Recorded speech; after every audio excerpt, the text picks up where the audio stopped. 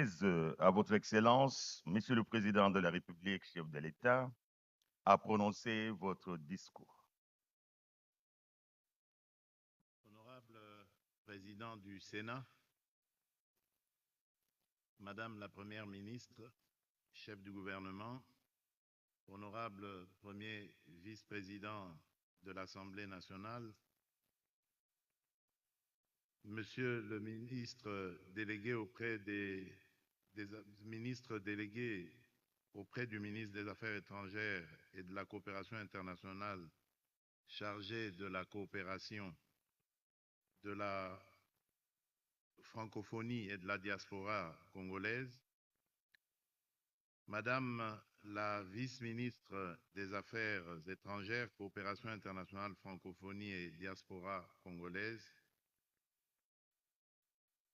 Messieurs les secrétaires généraux, Excellences, Monsieur l'ambassadeur du Royaume du Maroc, doyen du corps diplomatique, Excellences, Mesdames et Messieurs les ambassadeurs, membres du corps diplomatique accrédités en République démocratique du Congo, Mesdames et Messieurs les représentants des organisations internationales accréditées en République démocratique du Congo, Mesdames et Messieurs les consuls honoraires, distingués invités, Mesdames et Messieurs. À l'entame de mon propos, qu'il me soit permis de vous souhaiter la bienvenue au Palais de la Nation pour la traditionnelle cérémonie de présentation des vœux du Nouvel An aux membres du corps diplomatique et aux représentants des organisations internationales accréditées en République démocratique du Congo. Je remercie très sincèrement Monsieur l'ambassadeur, son Excellence Rachid Agassim, Monsieur l'ambassadeur du Royaume du Maroc et doyen du corps diplomatique, pour les paroles empreintes de respect et d'amitié qu'il a bien voulu prononcer en votre nom à mon endroit ainsi qu'à l'égard du gouvernement et du peuple congolais. Et je le remercie particulièrement pour ses vœux formulés à l'endroit de nos léopards qui n'ont plus que 90 minutes à jouer encore pour nous qualifier après 52 ans, figurez-vous, à la Coupe du Monde de football. En retour, j'adresse à mes homologues, vos différents chefs d'État et chefs de gouvernement, à vous-même, à vos familles, ainsi qu'aux dirigeants des organisations que vous représentez, mes vœux les plus sincères pour la nouvelle année. Je forme le vœu que 2026 soit, pour chacun de vos pays et pour vos peuples, une année de paix, de prospérité et de confiance renouvelée dans la force du droit et des institutions. Je tiens également à vous remercier pour votre présence constante à nos côtés dans ce que notre pays traverse le plus exigeant, la quête obstinée de stabilité, de consolidation de l'État et de défense de notre souveraineté. Par votre action quotidienne, vos échanges, vos missions de coopération et vos interventions humanitaires, vous contribuez à maintenir, malgré les tempêtes, ces ponts indispensables entre la République démocratique du Congo et la communauté des nations. Je voudrais enfin profiter de cette occasion pour souhaiter la bienvenue et réitérer mes félicitations à la nouvelle représentante spéciale de l'Union africaine en République démocratique du Congo et aux nouveaux ambassadeurs de la République du Ghana, de la République du Liban et de l'État du Qatar, accrédités auprès de la République démocratique du Congo. Votre présence parmi nous marque une nouvelle étape dans nos relations bilatérales et dans notre coopération au sein des enceintes multilatérales. Je suis convaincu que votre mission contribuera à renforcer davantage les liens d'amitié de respect mutuel et de collaboration entre nos pays et nos peuples. Monsieur le doyen du corps diplomatique, Excellences, Mesdames et Messieurs, l'année 2025 aura été pour notre nation une année de contraste. D'un côté, dans la continuité des orientations majeures que j'ai fixées pour notre pays, et malgré un contexte national et régional exigeant qui a mis à l'épreuve notre capacité collective de résilience et d'action, nous avons poursuivi avec détermination le chantier de la transformation à travers notamment la modernisation de l'action publique, l'amélioration progressive des services sociaux, la mise en œuvre de grandes manœuvres, de grands programmes de développement et la volonté de rendre notre économie plus lisible, plus rigoureuse et plus attractive.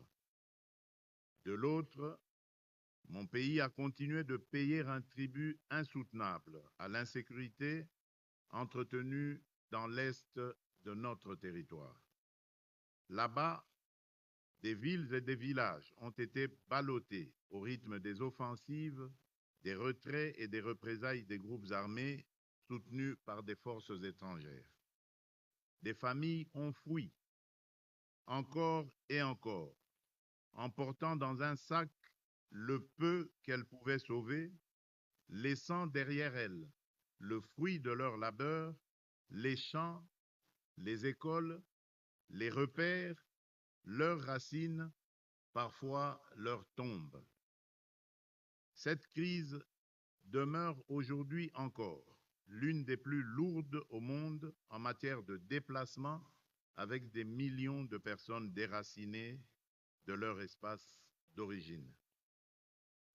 Je salue la résilience de la population du Nord Kivu et du Sud Kivu et je rends hommage à nos forces armées et à nos services de sécurité engagés dans une lutte difficile, souvent asymétrique, contre des groupes armés multiples, opportunistes, enracinés dans l'économie de la prédation.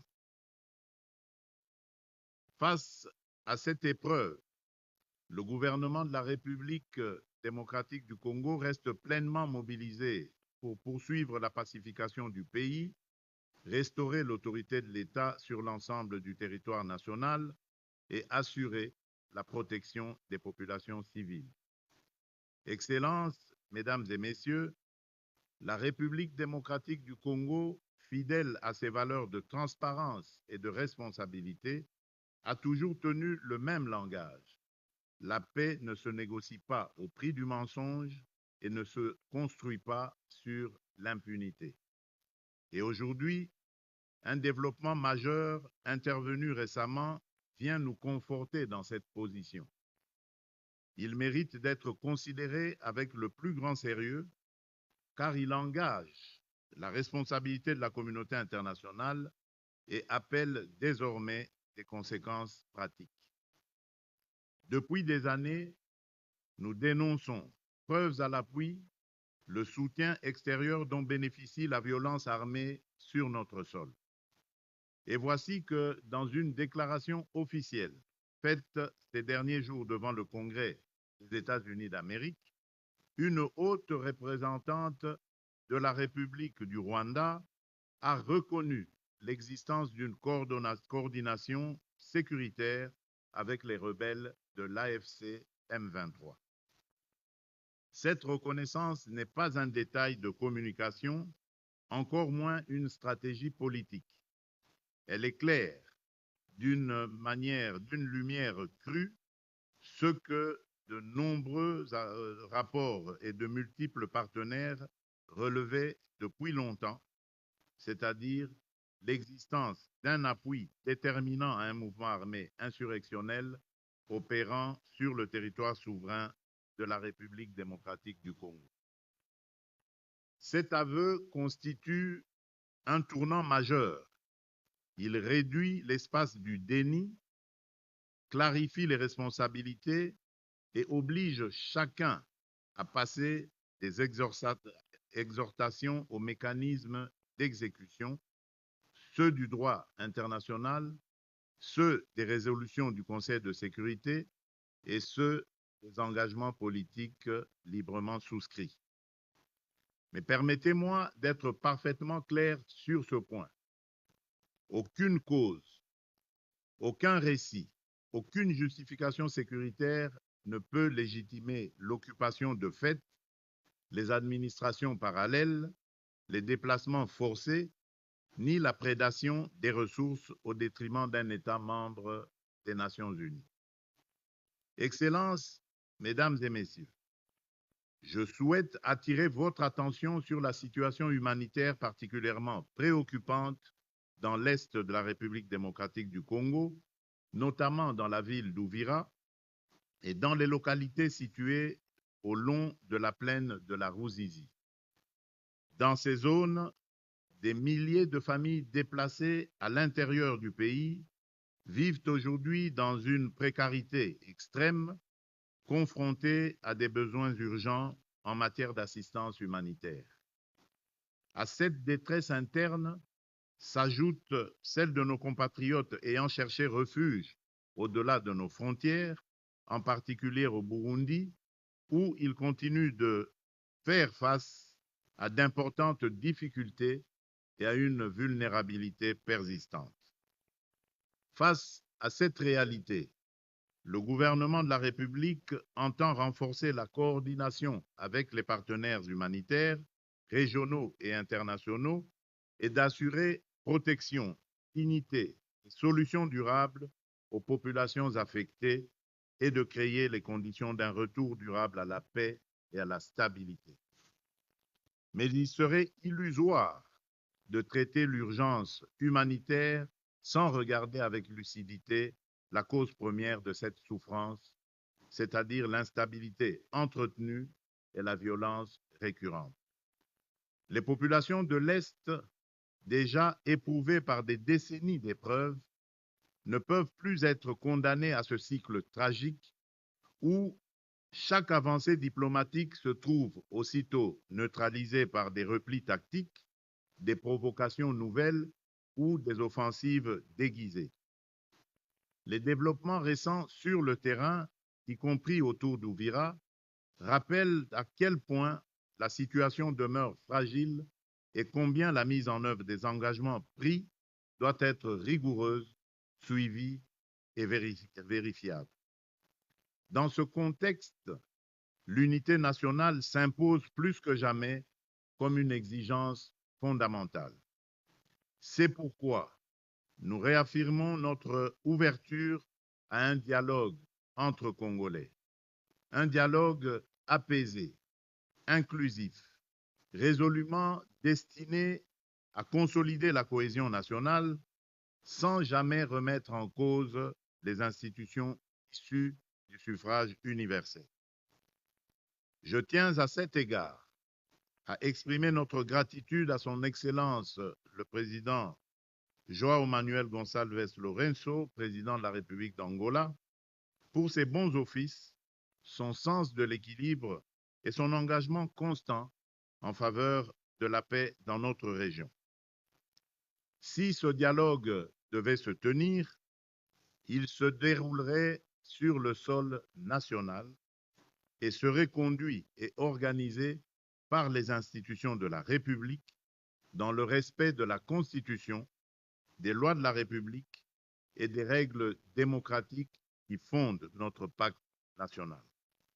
Cependant, je le dis avec la même clarté, ce dialogue intérieur, aussi nécessaire soit-il, ne saurait tenir lieu de substitut aux obligations internationales. Il ne peut pas être invoqué pour relativiser une agression, ni pour diluer les responsabilités établies. Comme je l'ai dit lors de mon dernier discours sur l'état de la nation devant le Parlement réuni en congrès, la justice suivra son cours normal, avec rigueur, jusqu'au bout et sans complaisance, afin d'honorer la mémoire de celles et ceux injustement tombés du fait de l'agression.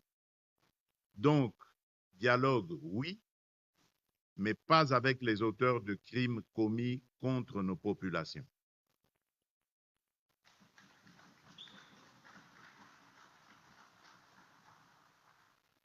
Notre main demeure malgré tout tendue pour une paix véritable.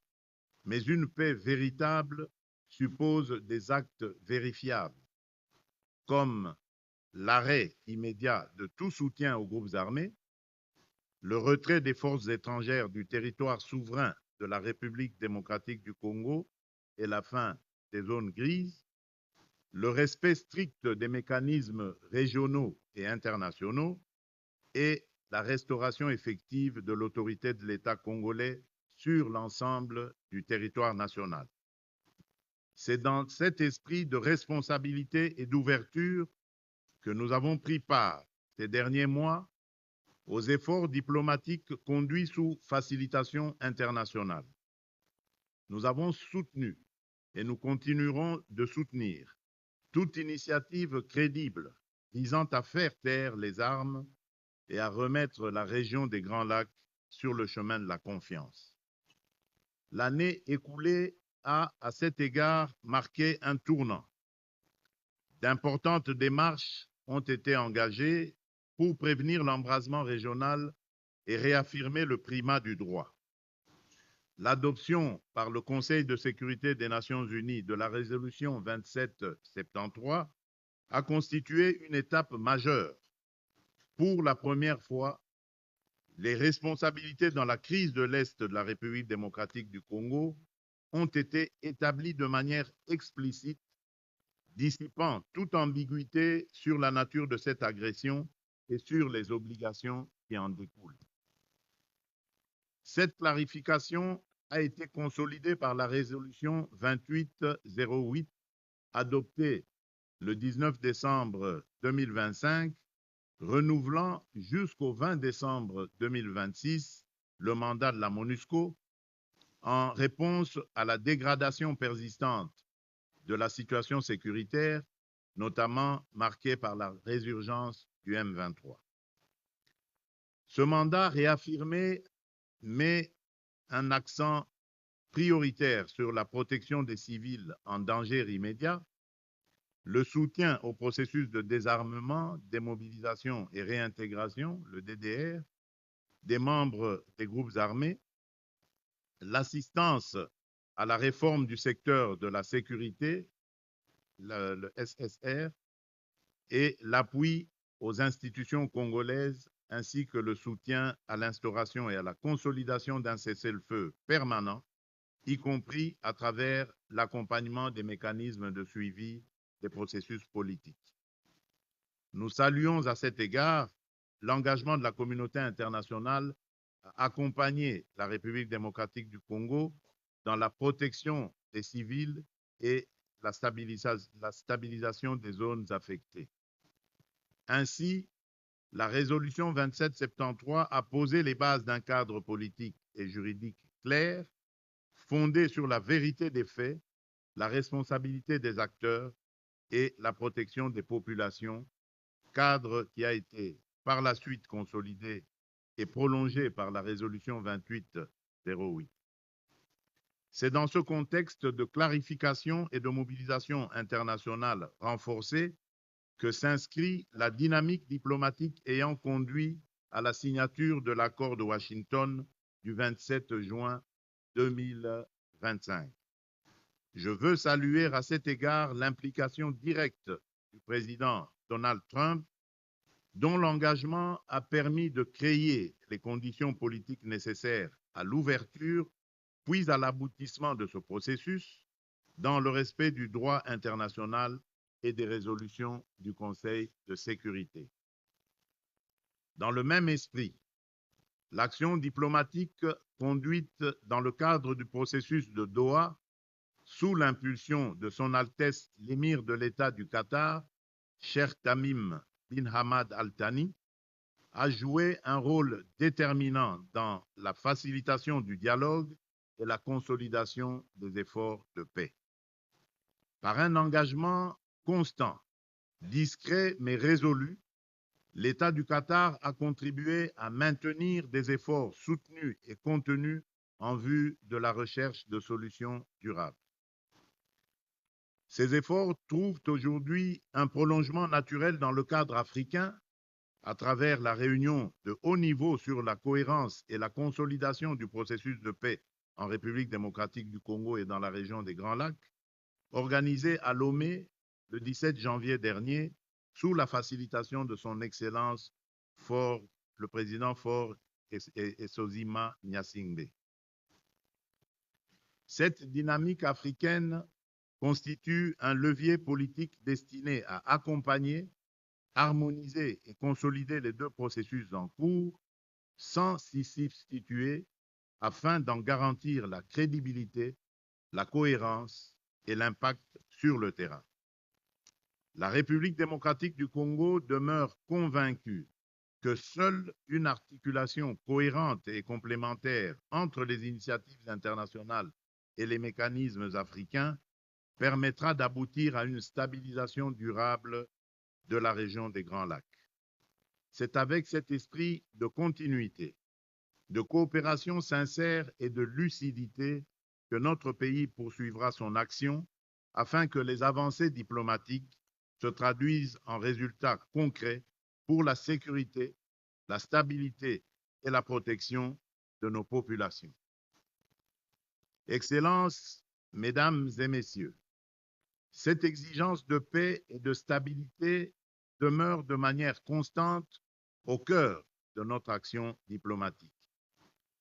À ce titre, l'exercice par notre pays, de la présidence de la Conférence internationale sur la région des Grands Lacs, la CIRGL, s'inscrit dans une volonté affirmée de promouvoir le dialogue régional, la confiance mutuelle et des solutions concertées aux défis sécuritaires et politiques de notre espace commun.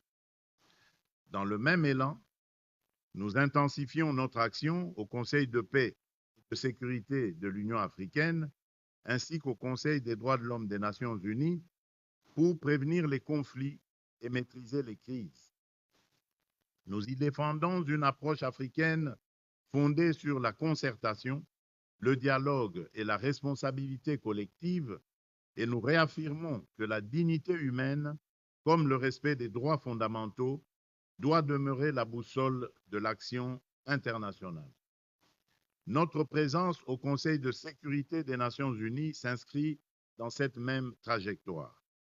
Elle dépasse le cadre d'une ambition nationale, elle traduit les aspirations légitimes de l'Afrique à jouer un rôle central dans la gouvernance mondiale.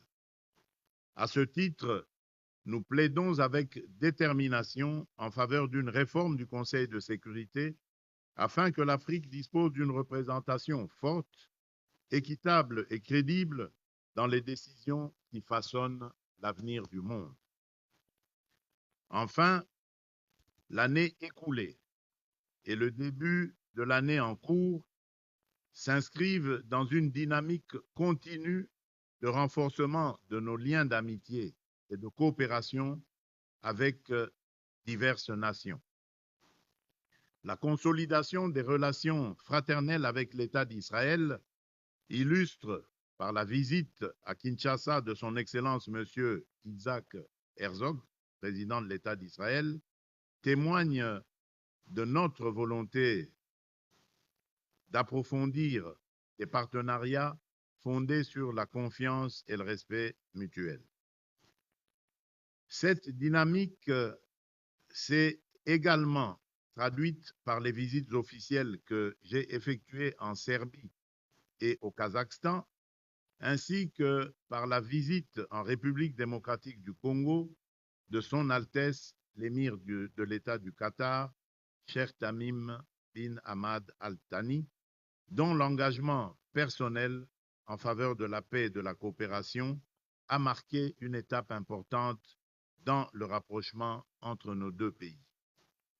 Elle s'est par ailleurs renforcée par la visite de son Excellence M. Évariste Ndayishimiye, président de la République du Burundi, illustrant la volonté partagée de consolider le dialogue politique, la coopération sécuritaire et l'intégration régionale dans l'espace des Grands Lacs. Dans ce même élan, la mission de 5 ministres congolais en Amérique latine au mois d'août dernier a permis d'approfondir nos relations avec l'Uruguay, l'Argentine et le Brésil, aboutissant à la signature de plusieurs accords structurants et à un rapprochement significatif entre des continents unis par de nombreuses similitudes et des ambitions convergentes. Cette dynamique ne relève pas d'un simple bilan annuel.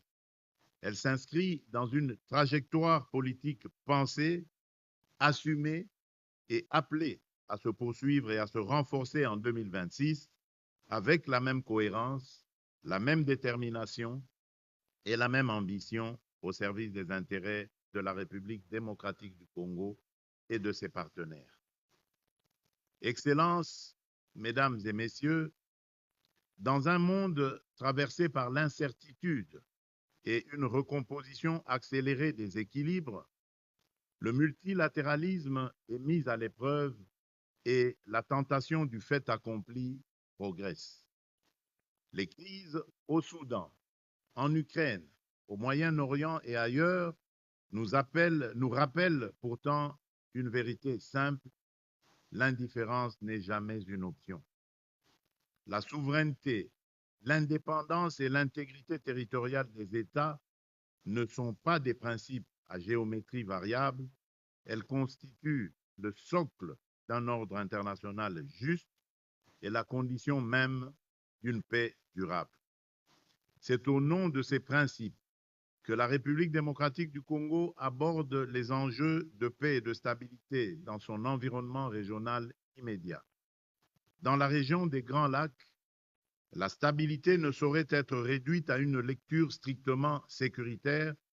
Elle exige une coopération sincère entre États, une lutte résolue contre les groupes armés et une approche globale intégrant les dimensions politiques, économiques, humanitaires et de justice. Ainsi, l'intégration régionale est un levier majeur de stabilité et de prospérité partagée.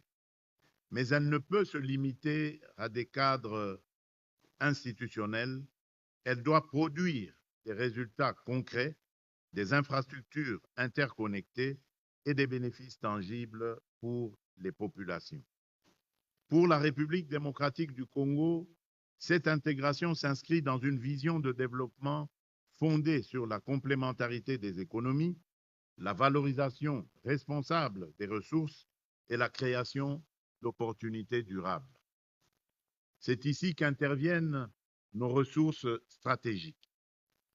Les minerais indispensables à la transition énergétique mondiale doivent être pour nous un facteur de transformation, d'industrialisation et de stabilité, et non une source de conflit et de prédation. Notre ambition est claire: rompre avec les logiques d'extraction brute, promouvoir la transformation locale, garantir la traçabilité, développer des chaînes de valeur régionales et bâtir des partenariats équilibrés fondés sur le respect mutuel et le partage équitable des bénéfices. Le corridor de Lobito illustre cette intégration moderne tournée vers l'avenir en reliant zones de production, infrastructures de transport, énergie et capacités de transformation. Il renforce la coopération entre États, sécurise les chaînes d'approvisionnement, favorise l'industrialisation régionale et crée des opportunités économiques durables au bénéfice des populations.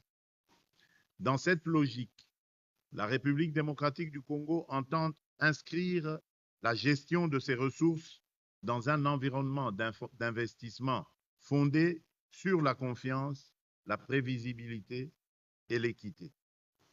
Les dispositifs fiscaux et parafiscaux applicables aux investisseurs s'inscrivent dans notre législation nationale, notamment dans le Code des investissements, les mécanismes des zones économiques spéciales et bien d'autres textes légaux, conçus pour accompagner le développement dans un esprit d'ouverture et de partenariat.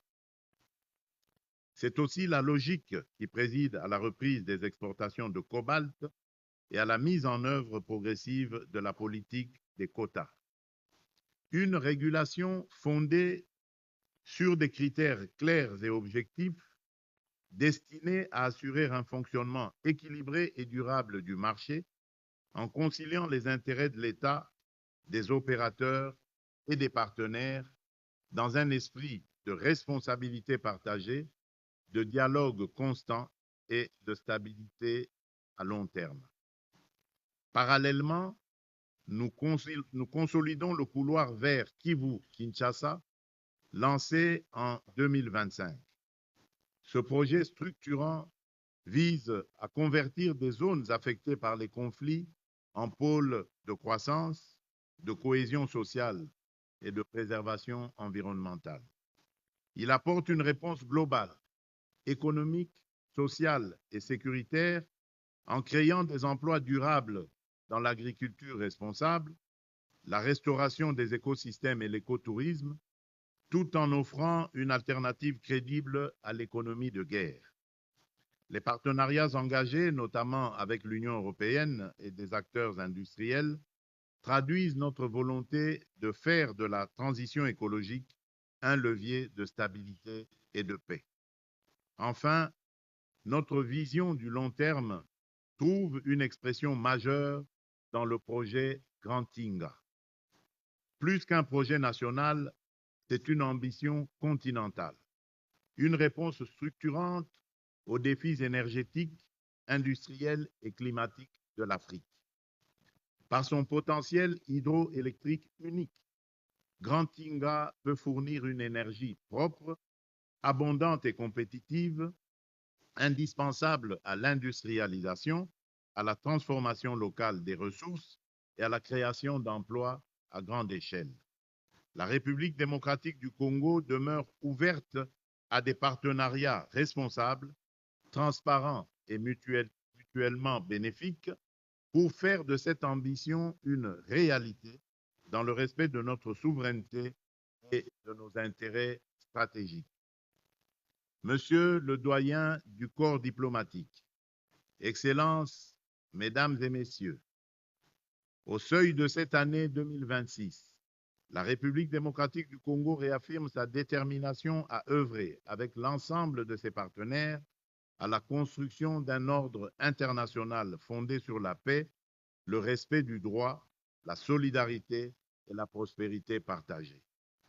L'année 2026 doit être celle d'un saut qualitatif à la fois dans la sécurité et dans la transformation structurelle autour de 4 priorités, à savoir sécuriser durablement l'Est et restaurer l'autorité de l'État, accélérer la gouvernance et l'efficacité publique, transformer l'économie pour produire, industrialiser et créer de l'emploi, et enfin, consolider l'unité nationale et la cohésion sociale. Et parce que la paix ne se décrète pas, la République démocratique du Congo attend de la communauté internationale non pas des émotions, mais une cohérence d'action, dire la vérité et agir en conséquence lorsque les faits sont établis et que des responsabilités sont reconnues. Renforcer l'appui humanitaire, la protection des déplacés et la prise en charge des victimes, car chacun sait que dans l'Est de mon pays, les besoins dépassent encore largement les moyens disponibles. Je compte enfin sur chacune et chacun d'entre vous pour relayer auprès de vos capitales et de vos institutions le message d'une République démocratique du Congo en mouvement, un pays résolument tourné vers l'avenir, animé par une énergie nouvelle, ouvert au partenariat et résolument engagé à construire un avenir de paix et de prospérité. Je terminerai en vous adressant une fois encore mes vœux les plus chaleureux pour l'année 2026. Qu'elle soit pour vous et pour vos peuples une année de réussite, de sérénité et d'espérance. Qu'elle consolide notre amitié et donne un élan nouveau à notre coopération dans l'intérêt de nos nations et de notre planète. Je vous remercie.